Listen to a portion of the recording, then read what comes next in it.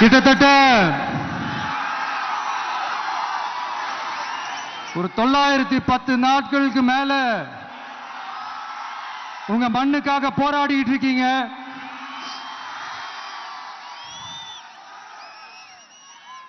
உங்க போராட்டத்தை பத்தி ராகுல் ஒரு பையன், சின்ன பையன் பேசினதை நான் கேட்டேன். அந்த குழந்தையோட பேச்சு மனசு ஏதோ செஞ்சிருச்சு. உடனே உங்க எல்லாரையும் பார்க்கணும்னு தோணுச்சு, உங்க எல்லாரையும் கூட பேசி ஆகணும்னு தோணுச்சு, உங்க எல்லாரும் கூட நான் நிப்பேன், தொடர்ந்து நிப்பேன் சொல்லணும்னு தோணுச்சு.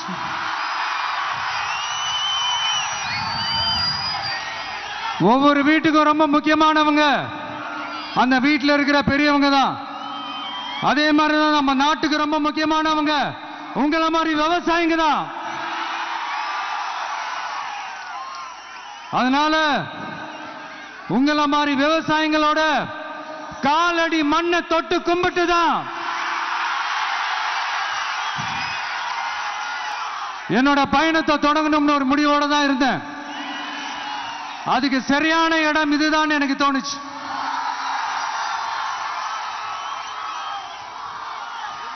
என்ன உங்க வீட்டில் இருக்கிற ஒரு மகனா என்னோட கள அரசியல் பயணம் உங்களோட ஆசீர்வாதத்தோட இங்கிருந்து தான் தொடங்குது. சரி, அதை விடுவோம். நம்மளுடைய முதல் மாநில மாநாட்டில் நம்ம கட்சியினுடைய கொள்கையை பத்திலாம் தான் எடுத்து சொன்னேன். அதுல ஒண்ணுதான் இயற்கை வள பாதுகாப்பு.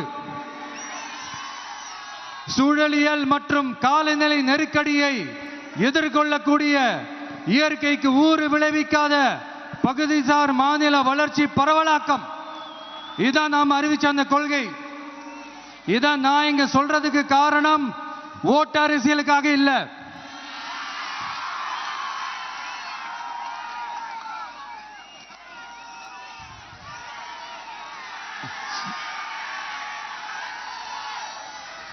இன்னொரு தீர்மானம் அதே மாநில மாநாட்டில் நான் சொன்னேன்.